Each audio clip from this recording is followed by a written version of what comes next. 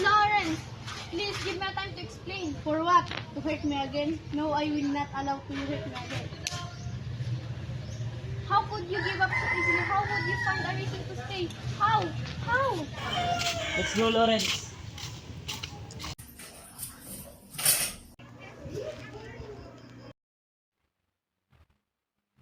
Okay, you don't have to say anything right now. You're so much better than that. I'm not letting this break me. I will be okay.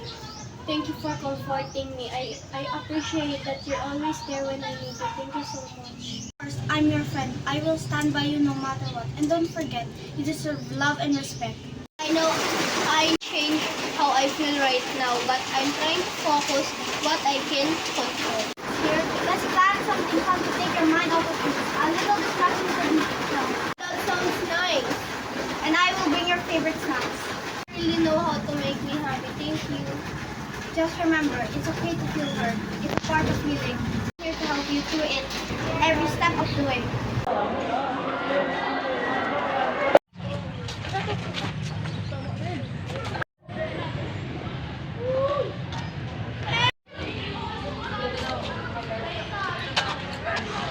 Hey, what are you doing here? I'm just reading my book. What about you guys? What are you doing here? We're just hanging out. Guys, let's go to the church. Sure.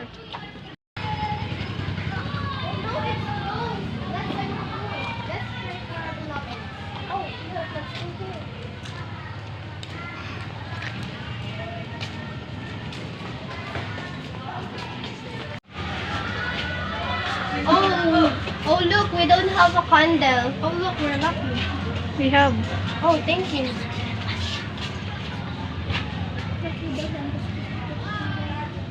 I wish I can move on faster.